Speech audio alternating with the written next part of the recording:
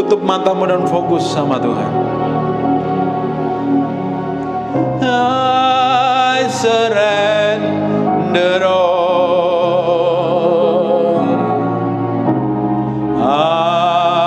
unto Thee, my blessed Savior. I surrender all. I surrender all. I surrender all. I surrender all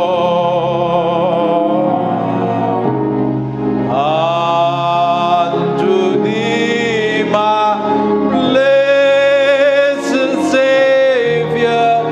I surrender all. Aku berserah.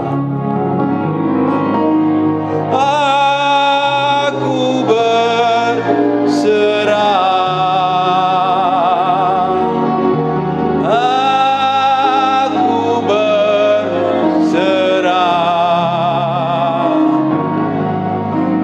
pada Yesus Juru Selamat.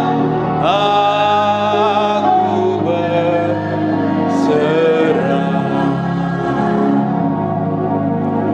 Aku berserah.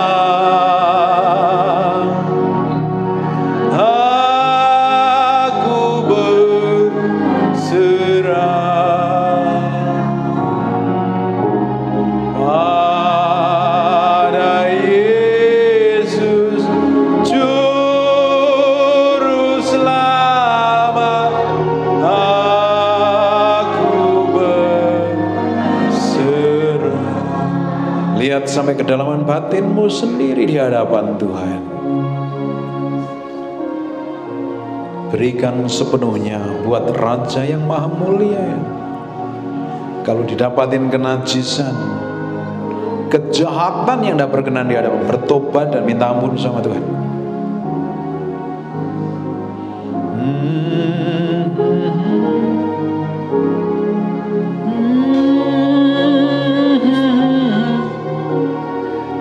Tuhan, kami mau dedikasikan hidup kami sepenuhnya ke dalam tangan kuasa-Mu. Siang hari ini Roh Kudus, Kau bicara dalam batin kami. Berikan impresi yang kuat supaya kami melangkah berjalan dalam kebenaran, berjalan dalam kekudusan. Kami sampai garis akhir didapatin menjadi orang yang berkenan di hadapan-Mu. Terima kasih ya Tuhan. Aku mengasihi Engkau Yesus.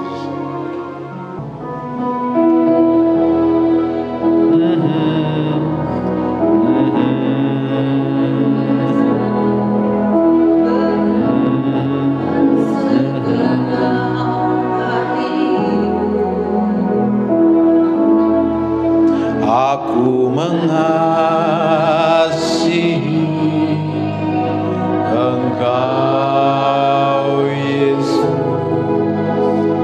dengan segenap jiwaku. Ku renungkan firman-Mu, renungkan firman-Mu siang dan malam. Ku pegang perintah-Mu dan ku lakukan. Engkau tahu ya Tuhan, tujuan hidupku hanyalah untuk menyenangkan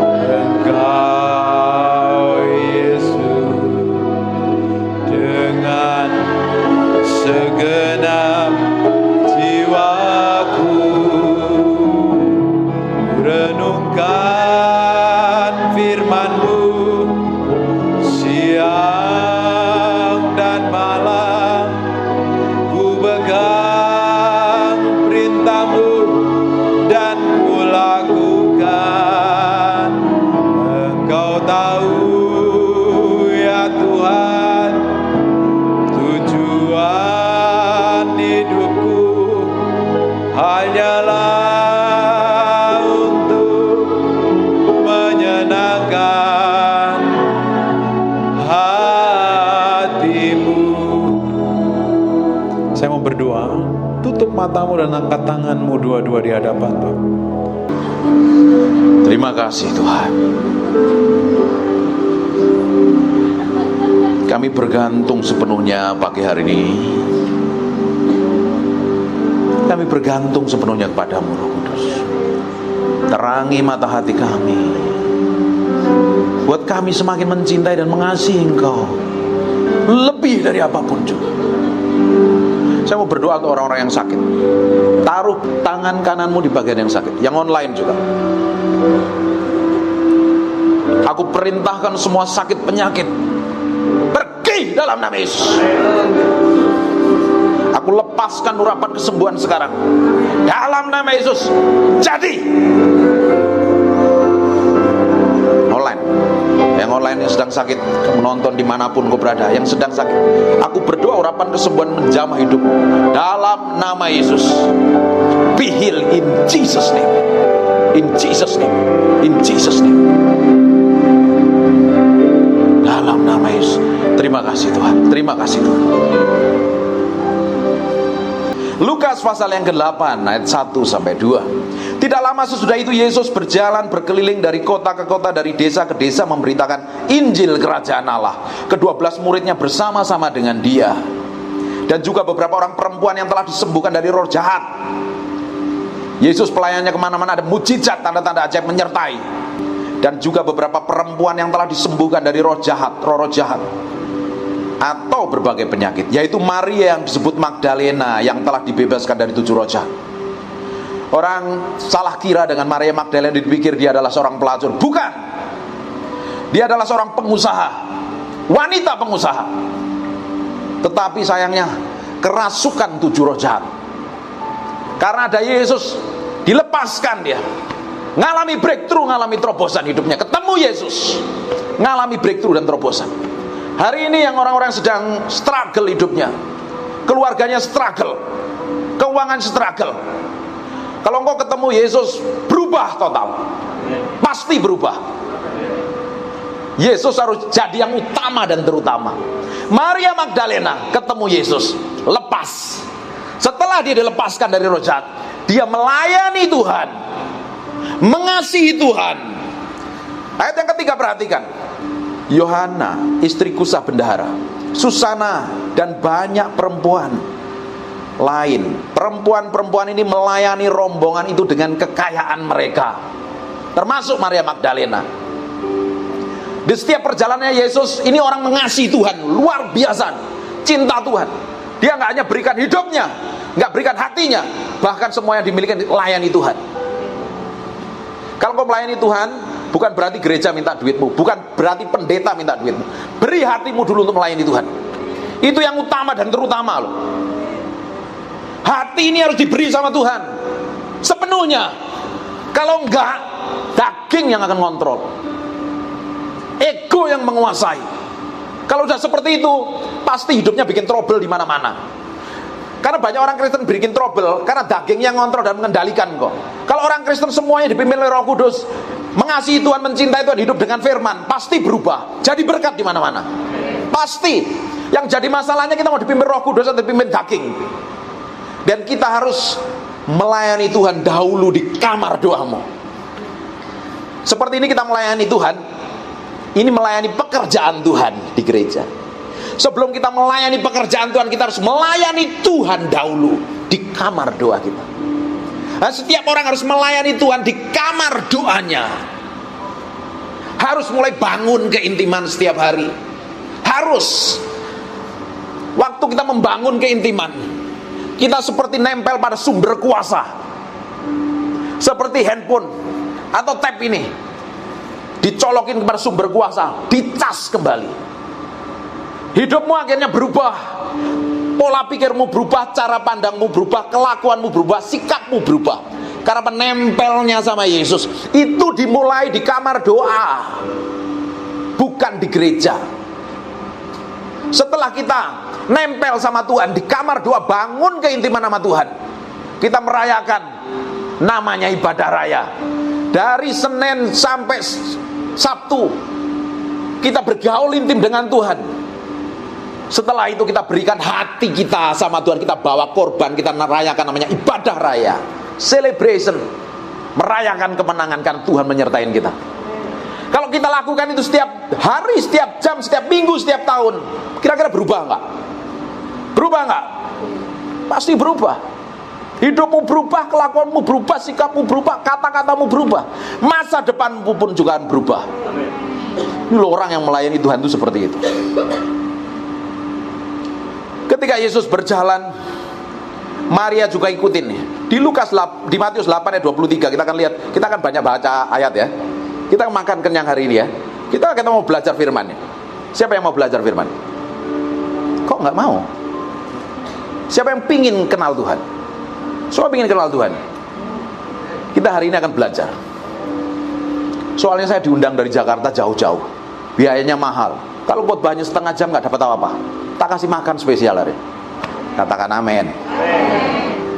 Matius 8 ayat 23. Lalu Yesus naik ke perahu dan murid-muridnya pun mengikuti dia, termasuk Maria Magdalena ngikutin loh. Dia pengusaha loh, bukan pengangguran loh. Orang Kristen nggak boleh nganggur kecuali udah pensiun. Kalau masih masa aktif kerja, nggak boleh males. Apalagi hamba Tuhan, nggak boleh males. Harapin persembahan, nggak boleh kayak begitu. Kecuali dia full timer karena sibuk melayani, full di gereja boleh. Hidup dari persembahan. Tapi serial orang Kristen memiliki hikmat, pengertian dan pengetahuan. Karena setelah lahir baru, ini otak nggak ke surga, masih nempel di sini. Artinya ini dipakai, dikasih Tuhan untuk mikir, minta hikmat sama Tuhan, dan tetap masih dikasih tangan kan. Setelah lahir baru tangannya nggak ke surga kan, untuk melakukan aktivitas apapun.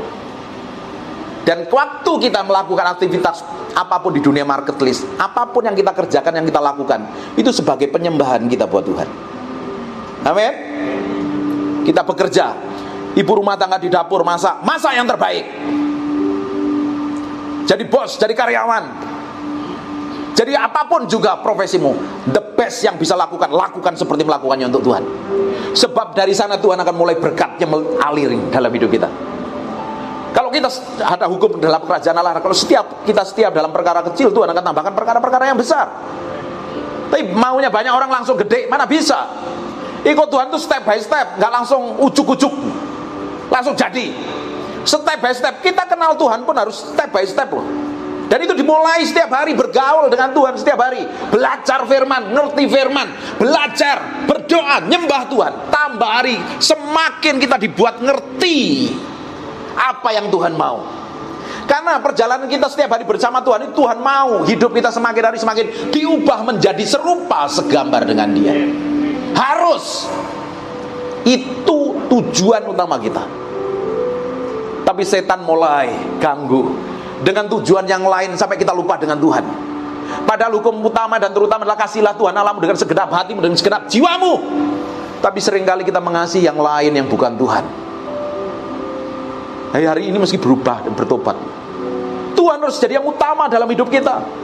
Pekerjaan bukan jadi yang utama, tapi memang kita harus kerja. Sekalipun kita kerja, hati kita nempelnya sama Tuhan. Apalagi sebelum bekerja, kita harus bangun keintiman dengan Tuhan. Amin. Pakai waktu yang Tuhan percayakan sampai hari ini adain, hanya untuk nyenengin Tuhan. Saya sudah ngomong ini, kalau Bapak Ibu dengerin saya di YouTube, saya sering ngomong kayak begitu. Saya umurnya baru 45 tahun. Sisa umur saya bilang sama istri saya, Hane, waktu yang ada, yang Tuhan percayakan, kita mau pakai habiskan waktu kita untuk Tuhan, nyenengin Tuhan, gak ada yang lain.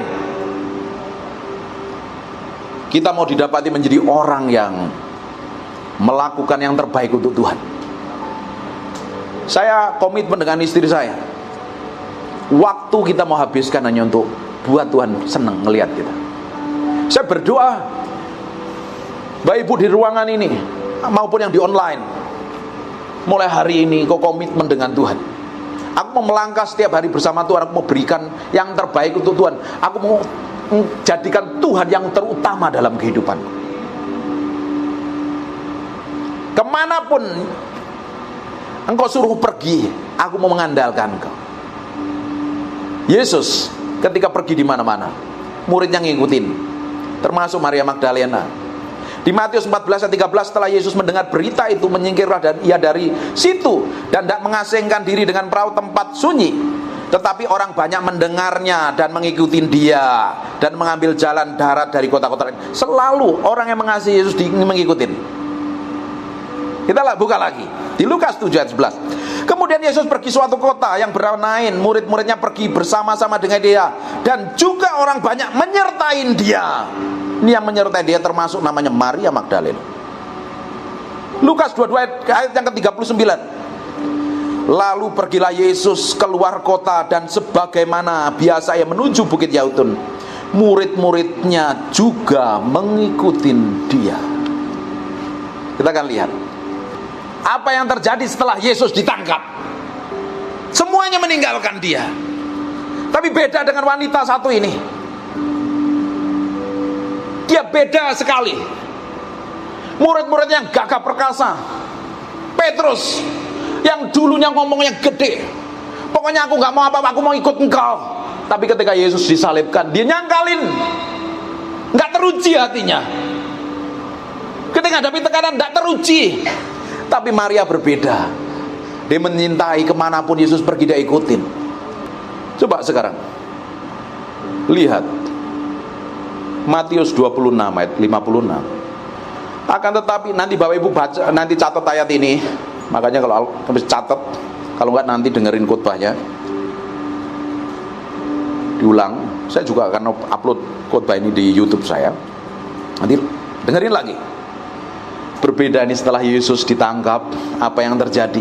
Akan tetapi semuanya itu terjadi supaya genap ada tertulis dalam kitab nabi-nabi. Lalu semua murid itu meninggalkan dia dan melarikan diri takut karena aniaya. Hari ini kita ngadepi masalah tekanan, himpitan, persoalan, kita udah malas gereja-gerejaan, kita disakitin orang, kita gak mau gereja-gerejaan. Salah siapa? Tuhan gak pernah salah, Tuhan tetap baik. Kok kita mau ninggalin Tuhan? Harusnya kita mencari Tuhan. Kita belajar sama Maria ini loh. Murid-muridnya kabur, semuanya ninggalin dia. Tapi kita lihat di Lukas pasal yang ke-23-27, sejumlah besar orang mengikuti dia, diantaranya banyak perempuan yang menangisi dan meratapin dia. Salah satunya Maria Magdalena. Orang berpikir kalau nonton film Passion of the Christ, nonton kan itu, ada perempuan yang pingin kasih air minum, dipikirnya itu filmnya, dikirain Maria yang ketahuan berzina. Bukan, dia adalah Maria Magdalena. Maria Magdalena itu bukan perempuan berzina. Dia adalah pengusaha yang kerasukan 7 roh jahat, yang hatinya setelah itu mencintai Tuhan. Karena aku sudah dilepaskan oleh Tuhan, aku memberikan hatiku, aku memberikan hidupku sepenuhnya untuk mengasihi Tuhan. Hari ini loh, Tuhan udah berkatin kita loh, Tuhan kasih kita loh. Kurang apa kita hari ini? Semuanya kelihatan cantik, bajunya keren-keren, mobilnya bagus-bagus, tinggal di rumah bagus, semua kasih fasilitas yang baik loh. Harusnya kita berikan hati kita, hidup kita ini sepenuhnya untuk Tuhan. Kalau ngadepin masalah gak usah pusing, gak usah stres, Tuhan menyertai kok. Ngapain kita pusing dan stres? Ngapain kita sampai khawatir, sampai bingung, gak bisa tidur, gak bisa makan, gak doyan makan, semuanya jadi kacau semuanya. Loh, Tuhan yang kita sembah, yang kita layani, Tuhan tetap baik. Nyatanya Tuhan berikan kita sampai hari ini kehidupan, makan yang baik, kondisi yang baik, tidak kekurangan satu apapun. Masih kurang apa? Tahu nggak? Jaminan masa depan kita adalah semua kebaikan Tuhan yang Tuhan pernah lakukan di masa lalu. Itu jaminannya Tuhan di masa depan kita. Amin. Katakan amin. Amin. Harusnya kita jalan terus sama Tuhan. Boleh kondisinya Bapak Ibu nggak nyaman, nggak enak, mungkin divonis dokter, umurmu gak lama, keuanganmu hancur, gak jelas masa depannya. Apalagi orang dunia hari ini ngomongnya apa? Tahun-tahun ke depan akan terjadi apa? Dengerin baik-baik.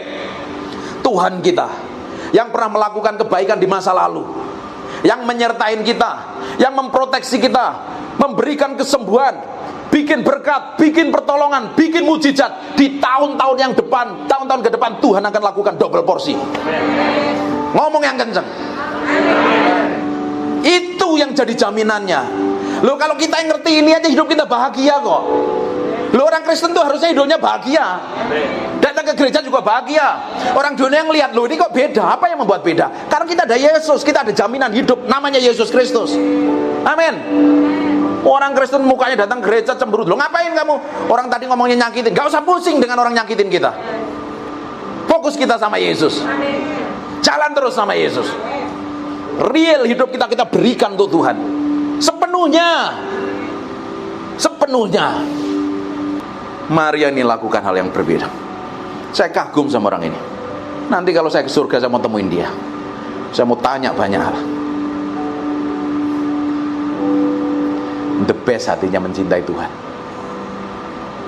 Saya ngiri. Kok bisa ini? Murid-muridnya takut ditangkap tentara Roma. Tiap dia ngikutin Yesus. Bayangin, guru yang pernah melepaskan dia, Tuhan yang dia kasih, Tuhan yang dia cintai, tiba-tiba ditangkap. Yang lain ninggalin dia. Bayangin Bapak Ibu, orang yang paling Bapak Ibu kasihi tiba-tiba mau dibunuh. Perasaannya gimana karena dia mencintai dan mengasihi. Dia ngikutin waktu Yesus mau disalibkan, waktu Yesus mau dipukulin, dicambukin, keluar darah, pikul salib jatuh berkali-kali. Dia ngikutin, dia nggak takut dengan tentara Roma. Dia hanya bisa ngelihat jauh karena dia wanita. Dia nggak bisa lakukan apa-apa. Dia ngelihat dari jauh karena dia mencintai Tuhan begitu rupa. Harusnya hati kita memiliki cinta yang berkobar-kobar sama Tuhan setiap hari. Cintamu harusnya tetap bertambah-tambah. Harusnya bertambah-tambah. Kasih kita sama Tuhan harusnya semakin hari semakin bertumbuh. Ketika kita bisa mengasihi Tuhan lebih dari apapun juga, lama-lama kita bisa pikul salib sangkal diri. Yang lain kabur, tetapi orang ini berbeda, dia ngikutin terus. Makanya ikut Tuhan itu harus pikul salib sangkal diri, mati daging. Matius 6 ayat 24. Lalu Yesus berkata pada murid-muridnya, setiap orang yang mau mengikut aku, ia harus menyangkali dirinya, memikul salibnya dan mengikut aku. Nyangkalin dirinya. Kedaginganmu itu loh, emosimu loh, egomu itu, yang gampang tersinggungan, gampang marah itu loh, harus habis. Supaya kita didapati menjadi orang yang berkenan di hadapan Tuhan, nyenengin hati Tuhan. Jadi orang kok gampang tersinggungan, gampang ngamuk, susah ngampuni, nggak sopan sama Tuhan itu nama. Kita seringkali bikin kesalahan, bikin pelanggaran itu Tuhan tetap ampuni kita kok. Terus ada orang nyakitin kita, kita nggak mau ampuni. Yang jahat siapa? Harusnya hati kita semakin hari semakin mencintai Tuhan, semakin mengasihi Tuhan. Karaktermu berbeda. Ketika melihat orang lain yang berdosa, melihat orang yang bersalah, nggak buru-buru menghakimi, tapi tiba-tiba punya belas kasihan. Aku pernah di posisi itu, dan aku mau doakan. Itulah orang yang mengasihi Tuhan, itu hidupnya berubah, cara pandangnya berubah, mulutnya berubah. Tapi kalau ikut Tuhan bertahun-tahun, mulutmu nggak berubah, kelakuanmu nggak berubah, nyakitin. Suami sering ngomong kasar sama istrinya, di sini nggak ada. Di sini suaminya cinta Tuhan semuanya. Istrinya juga luar biasa, jadi mengasihi Tuhan semua, mengasihi suaminya. Ketika kita melihat pasangan hidup kita, kita kasihi dia. Bukan kita maki-maki, bukan kita salah-salahin, kita jelek-jelekin, kita tuduh. Bagaimana kita bisa mengasihi Tuhan kalau mengasihi yang di depan mata aja nggak bisa? Palsu. Bisa datang ke gereja, kelihatan kudus, suci, tak bercacat celah semua. Tapi semuanya harus diuji dalam kehidupan praktek hidup kita hari-hari. Dengan pasanganmu, benar nggak kamu mengasihi? Kalau kita mengasihi Tuhan, kita akan mengasihi pasangan kita. Dengerin Bapak, semakin seseorang mencintai Tuhan dan mengasihi Tuhan, semakin seseorang itu mencintai pasangan hidupnya. Katakan amin. Ibu-ibu harusnya seneng ini. Kalau suamimu cinta Tuhan, semakin mengasihimu. Kalau istrimu semakin mengasihi Tuhan, mencintai Tuhan, yang paling bisa menikmati adalah pasangan hidupmu. Ini praktek hidup loh ini. Amin. Orang ikut Tuhan harus pikul salib sangkal diri, nggak peduli dengan nyawanya, nggak peduli dengan dirinya. Maria Magdalena nggak peduli, mau ditangkap lah, mau dianiaya nggak apa-apa, yang penting aku mencintai Tuanku, guruku. Dia ikutin terus kemana dia pergi. Hatinya hancur ngelihat Tuhan. Kita ngelihat orang dianiaya aja kita rasanya nggak tega, betul nggak? ngelihat orang lain berlaku kasar sama orang lain, kita nggak mau nonton. Hati kita ini sakit. Bayangin kalau itu orang yang dikasihi begitu rupa, tiba-tiba dihajar, disalibkan, keluar darah, semuanya hancur semuanya. Dia nangis, dia ngikutin Tuhan karena dia mencintai Tuhan lebih daripada murid-murid yang lain. Yang laki-laki itu kalah semuanya. Tapi ini wanita berbeda. Harusnya hatinya Maria Magdalena kita memiliki hati yang sama. Kita mencintai Tuhan lebih dari apapun juga. Kita nggak peduli dengan kondisi kita. Kondisimu boleh buruk, kondisimu boleh jelek, semuanya kelihatannya kacau, tapi Tuhan tetap baik. Harusnya kita tambah mencintai Tuhan dan mengasihi Tuhan. Amin. Kau saja yang layak, kau saja yang suci, kau layak terima glory, kau layak terima pujian. Tapi seringkali kita nggak berikan pujiannya sama Tuhan kok. Pada prakteknya kita curi kemuliaan buat diri kita sendiri. Kita pengen nonjol, pengen terlihat hebat daripada orang lain. Harusnya Tuhan loh yang ngasih pujian loh. Harusnya Tuhan yang dapat kemuliaan. Tapi manusia seringkali fokus pada dirinya sendiri. Bukan Tuhan yang dimuliakan. Dirinya pengen dilihat orang keren, dirinya pengen dilihat orang baik, dilihat orang kudus, dilihat orang berhasil, dapat pujian. Harusnya hidup kita tuh beri pujiannya sama Tuhan. Kalau orang sudah pikul salib mati daging, ini by proses nih. Proses nih setiap hari nih. Pikul salib mati daging sangkal diri by proses setiap hari. Semakin hari kita melangkah bersama Tuhan, setiap hari dan setiap hari, semakin kita berikan hidup kita untuk kemuliaan nama Tuhan, bukan untuk diri kita sendiri. Mati terhadap keinginan diri. Maria Magdalena gak peduli dengan dirinya. Pokoknya aku mau ngikut Tuhan. Kemanapun Tuhan yang aku kasih itu aku mau ikutin. Lukas 23-27, jumlah besar orang mengikuti dia. Di antaranya banyak perempuan yang menangisi dan meratapin dia. Matius 27, 55-56. Dan di situ banyak perempuan. Matiin pun, saya gak mau dengar suara pun. Dan ada di situ banyak perempuan yang melihat dari jauh, yaitu perempuan-perempuan yang mengikuti Yesus dari Galilea untuk melayani dia. Di antara mereka terdapat namanya Maria Magdalena dan Maria ibu Yusuf dan ibu Yakobus dan Yusuf dan ibu anak-anak Zebedeus. Maria Magdalena mencintai Tuhan, mengasihi Tuhan. Kita lihat setelah Yesus dikubur, siapa yang pertama kali datang ke kubur itu? Karena dia nggak mau kehilangan. Selama ini saya dengerin, melihat orang datang melihat mujizat, kesembuhan, Yesus bikin mujizat. Ternyata yang terima mujizat, terima kesembuhan itu meninggalkan dia. Nggak peduli lagi, pengharapannya udah nggak ada. Oh, Yesus sudah mati, mau ngapain lagi? Tetapi orang ini berbeda loh. Kita lihat, kita bandingin ya, seluruh kitab Injil. Matius 28 ayat pertama. Setelah hari Sabat lewat menjelang menyingsingnya fajar pada hari pertama minggu itu. Perhatikan garis bawahi kata menjelang menyingsingnya fajar minggu itu, pergilah Maria Magdalena dan Maria lain menengok kubur. Maria Magdalena dan Maria yang lainnya. Kita buka di Markus. Setelah lewat hari Sabat, Maria Magdalena, Maria ibu Yakobus serta Salome membeli rempah-rempah untuk pergi kubur dan meminyakin Yesus. Dan pagi-pagi benar, garis bawahi ke pagi-pagi benar, pada hari pertama minggu itu, setelah matahari terbit. Ini setelah matahari terbit, lebih sedikit ke siang lagi dibanding yang pertama tadi. Pergilah mereka ke kubur. Kita buka di Lukas pasal yang 24 ayat pertama. Tetapi pagi-pagi benar pada hari pertama minggu itu, mereka pergi ke kubur membawa rempah-rempah yang telah disediakan mereka. Ini mereka loh, orang banyak. Tapi kita lihat di kitab Yohanes, berbeda.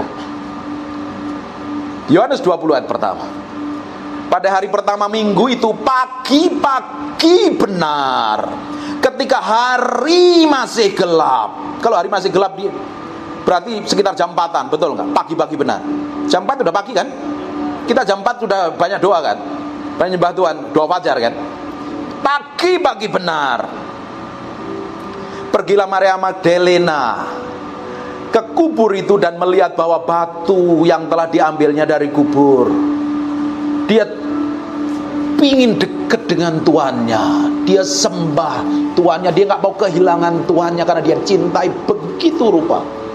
Dia nggak peduli dengan penjaga di kubur ini kan, takutnya mayatnya dicuri kan, makanya ada tentara Roma yang menjagain kan. Dia nggak peduli dengan tentara Roma. Yang penting aku mau dekat dengan Tuanku yang aku kasih, yang aku cintai. Dia Dia gak peduli lagi dengan dirinya. Orang mencintai itu kayak begitu loh. Makanya cintai pasanganmu selama masih ada.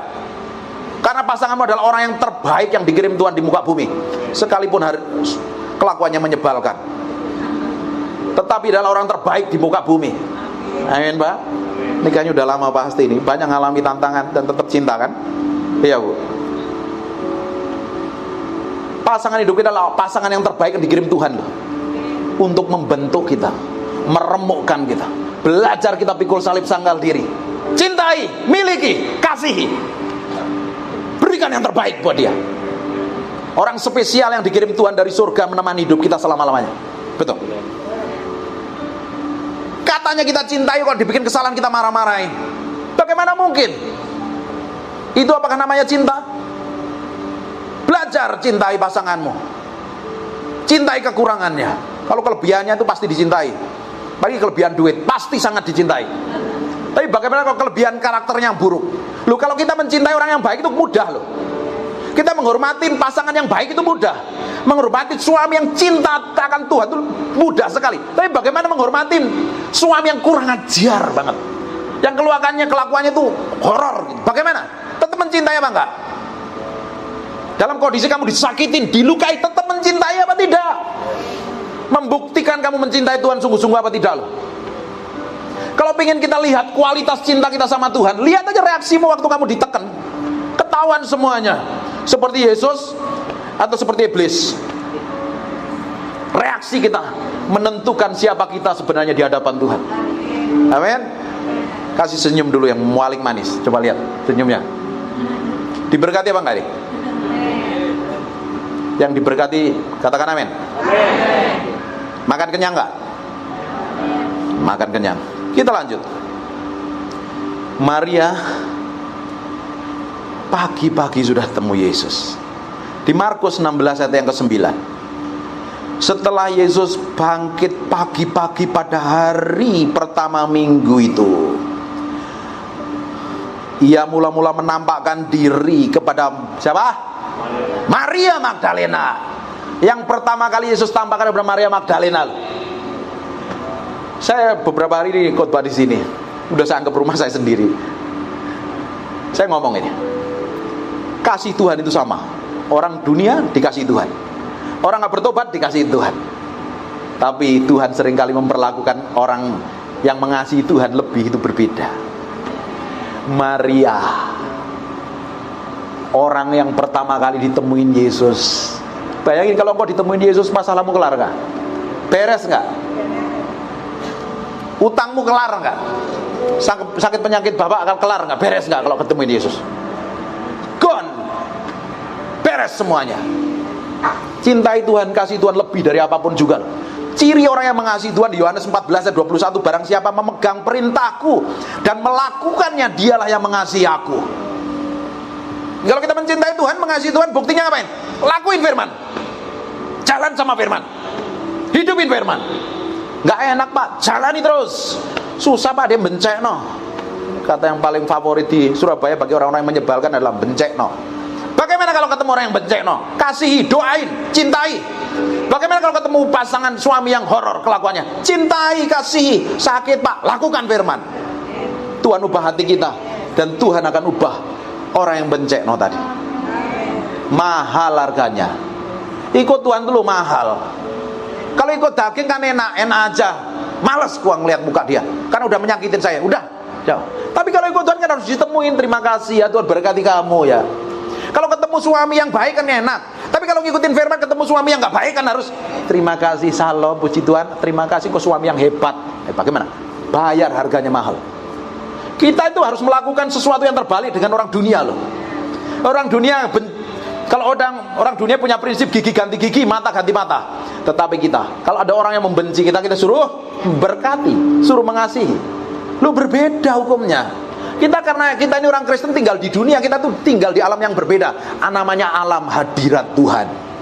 Kalau orang tinggal dalam alam hadirat Tuhan, karaktermu juga seperti Tuhan. Sikapmu, perbuatanmu, tindakanmu.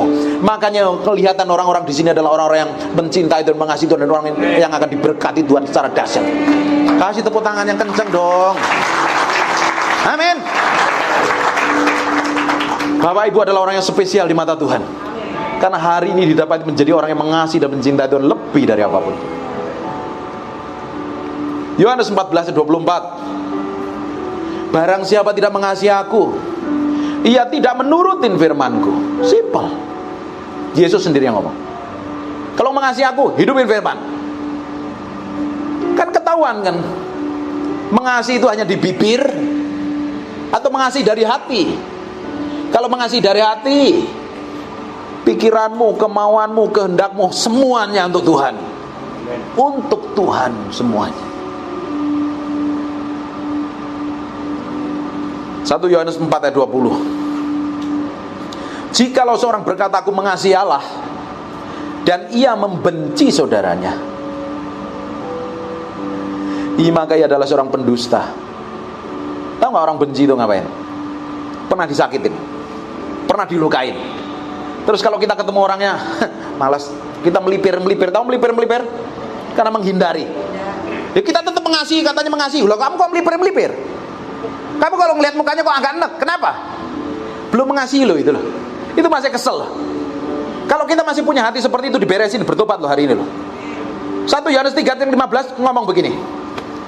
Barang siapa membenci sesamanya, dia adalah seorang pembunuh manusia. Tidak ada seorang pembunuh manusia masuk dalam kerajaan Allah. Beresin hatimu kalau benci sama orang. Awalnya dari mana sih kok kita benci sama orang? Karena kita pernah dikecewakan. Kita pingin orang melakukan seperti yang kita mau, ternyata orang itu gak melakukan seperti yang kita mau. Kita kesel, kita marah. Lu ngapain kita marah? Gak ada gunanya kok. Marah tidak akan mengerjakan apa-apa di hadapan Tuhan. Tapi banyak orang Kristen marah-marah sukanya. Hari ini mesti bertobat. Di sini kayaknya udah kudus semuanya. Barang siapa membenci sesamanya, dia adalah seorang pembunuh manusia. Gak perlu pakai pedang, gak perlu pakai racun, cukup membenci, engkau adalah seorang pembunuh manusia. Sekalipun kau rajin ke gereja kasih persembahan yang terbaik, kalau kamu kesel benci sama orang, kamu adalah seorang pembunuh manusia. Dan pembunuh manusia tidak akan mendapat bagian dari kerajaan Allah. Bohong kalau dia cinta Tuhan, dia gak cinta Tuhan, dia cintai dirinya sendiri. Orang yang gampang kesel sama orang itu cinta sama dirinya sendiri kok. Kenapa? Egonya disinggung, marah, gak terima, meledak-ledak, ngamuk. Bukti bahwa orang itu gak rohani. Bukti bahwa dia gak mencintai Tuhan, dia mencintai dirinya sendiri. Kita harus belajar mati daging, pikul salib, sangkal diri. Itu tema saya selama 2022 loh. Pikul salib, mati daging, sangkal diri. Kita mau nikmatin ke tahun depan, tahun dipromosi Tuhan, tahun diberkatin Tuhan kan. Dunia boleh buruk, keadaan boleh kacau, tetapi kalau kita anak-anak Tuhan yang mengasihi Tuhan, pikul salib, sangkal diri, mati daging, setiap hari ikut seperti yang Tuhan mau, berjalan seperti yang Tuhan ingini, hidupmu akan dipromosi Tuhan, hidupmu akan diberkati Tuhan, hidupmu akan dipulihkan Tuhan, hidupmu akan dipakai Tuhan lebih dari orang lain. Amin. Ayat terakhir, katakan haleluya. Kan seneng kan dengar ayat terakhir? Katakan, saya ini udah mau selesai nanti. Ini ayat terakhir. Dan saya mau selesai nanti, katakan, jangan dong gitu ya. Kayak butuh aku gitu loh. Ini ayat terakhir dan saya mau selesai. Cinta Tuhan, sayang saya semua nih. Yohanes 20 ayat 18. Maria Magdalena pergi dan berkata kepada murid-muridnya, aku telah melihat Tuhan. Penginjil pertama kali namanya Maria Magdalena loh, yang beritakan, yang Petrus, murid-murid yang lain kabur ngumpet karena takut dianiaya. Dia nungguin di kubur dan ditemuin Yesus. Tahu nggak? Yesus sudah bangkit dari mati. Masa? Langsung buru-buru, nanti baca pasal ayat 100 selanjutnya itu, pasal itu powerful sekali loh. Dia ceritain Yesus sudah bangkit dari kematian. Aku ketemu dia. Kalau engkau mencari Tuhan dengan sungguh-sungguh, engkau akan mengalami Tuhan dan ketemu Tuhan. Tapi kalau engkau mau cari Tuhan, engkau ketemu setan. Kalau ketemu setan, kerjaannya curi, membunuh, dan membinasakan. Kita ini kan anak-anak Tuhan, pengen mengalami Tuhan dan ketemu Tuhan. Karena kalau kita ketemu Tuhan, kita akan mengalami banyak hal yang ajaib dan powerful sekali. Bahkan kita pun nanti kita sama-sama mati kan, kita semua akan menunggu giliran untuk dipanggil Tuhan. Mati ketemu siapa? Takut mati? Saya doain umur panjang semua. Kita mati ketemu Tuhan. Hari ini kita berdoa merem-merem bayangin Yesus loh. Tapi suatu hari kita ketemu Tuhan muka dengan muka, kita akan kasih cintai Dia. Dan hari ini pun kita cintai dan kasih Dia. Amin. Belajar setiap hari mencintai Tuhan, mengasihi Tuhan. Beri waktumu lebih banyak, bangun keintiman dengan Tuhan. Dalam satu hari itu ada 24 jam. Berapa banyak kamu luangkan sama Tuhan? Makanya saya selalu ngomong, bangun keintiman di kamar doamu. Bangun keintiman di kamar. Kalau kita sudah terbiasa masuk di dalam ruang Maha Kudus, di kamar doa kita, kita terbiasa membangun keintiman. Di gereja nyembah udah biasa kan, udah biasa nyembah di kamar doa kita. Di jalanan, di situasi yang buruk pun kita tetap bisa nyembah. Tapi kalau kita nggak pernah membangun keintiman dengan Tuhan, terus kita ngomong doa adalah napas hidupku, bohong. Real harus komitmen. Ini daging ini perlu disalibkan. Ini perlu didisiplin. Katakan disiplin. Saya harus disiplin. Tubuh saya harus cari Tuhan, cintai Tuhan. Nggak ada yang lain yang lebih powerful selain kita itu nempel sama Tuhan. Kalau kita nempel sama Tuhan, bergaul memiliki keintiman sama Tuhan, hidupmu memiliki kuasa dan otoritas yang berbeda. Amin. Nggak ada yang terlalu tua di tempat ini. Semuanya bisa dipakai Tuhan. Bahkan pun bisa dipakai Tuhan. Sisa umurnya jadi berkat buat anak cucu, bahkan memberkati banyak orang. Tante-tante pun juga bisa dipakai Tuhan luar biasa. Nggak ada yang kata terlambat. Bahkan Kaleb pun sudah umur tua, dia minta bagian tanah yang raksasanya gede-gede dan ganas-ganas, karena dia tahu disertai Tuhan pasti ngalami kemenangan. Amin. Makan kenyang gak hari ini? Diberkati apa enggak? Saya berdoa dari tempat ini ada orang-orang yang mencintai Tuhan, mendedikasikan hidupnya sepenuhnya untuk Tuhan, lebih daripada apapun. Kita belajar mencintai Tuhan seperti Maria Magdalena loh. Gak peduli dengan kondisi, gak peduli dengan keadaan, tetap mengasihi Tuhan, tetap kejar Tuhan, tetap kasih Tuhan. Kamu ngadapin masalah, disakitin, dituduh, difitnah, diponis dokter, bangkrut, stres, bingung, kacau, tetap cari Tuhan, kasih Tuhan. Tuhan suatu hari akan muncul dengan keperkasaannya dan akan bikin breakthrough dan terobosan atas hidup. Tuhan akan bikin breakthrough atas terobosan atas hidup. Nih, harus sepenuhnya untuk Tuhan. Kita dedikasikan waktu kita, hidup kita sepenuhnya untuk Tuhan. Bangkit berdiri sama-sama, ekspresikan cintamu sama Tuhan hari ini. Engkau mendapat kemuliaan Tuhan, kami berikan sepenuhnya buat Tuhan. Amin. Terima kasih buat pagi hari ini. Sertai orang-orang yang mengasihi ini Tuhan. Sertai perjalanan mereka, pimpin langkah mereka hari demi hari. Bawa terus masuk ke dalam dimensi kedalaman dengan Tuhan, memiliki hubungan yang spesial dengan Engkau. Aku berdoa dari tempat ini lahir orang-orang yang radikal mencintai Tuhan. Dari tempat ini ada orang-orang yang memberikan hatinya, hidupnya sepenuhnya untuk mencintai Tuhan. Bahkan gak peduli dengan perasaannya, gak peduli dengan egonya. Dari orang-orang ini lahir orang yang dipakai Tuhan luar biasa. Terima kasih Tuhan. Dengar doaku ya Tuhan. Dari tempat ini akan lahir orang-orang yang dipakai Tuhan luar biasa. Setelah engkau pulang ada beberapa orang yang mengalami breakthrough dan terobosan. Terjadi seperti aku katakan dan doa. Terima kasih Tuhan. Kami mencintaimu, kami mencintaimu, mencintaimu, mencintaimu. Kami mengasihimu, kami mengasihimu. Kami mau belajar mengutamakan Kau lebih dari apapun juga. Tuhan, kami bersyukur pagi hari ini. Materaikan firman-Mu dengan darah anak domba Allah, terpahat dalam loh batin kami yang paling dalam, sehingga kami berjalan melakukan segala sesuatu sesuai dengan firman dan kebenaran. Hidup kami berjalan dalam kemuliaan, hidup kami berjalan dalam berkat Tuhan, hidup kami menjadi serupa segambar dengan Tuhan.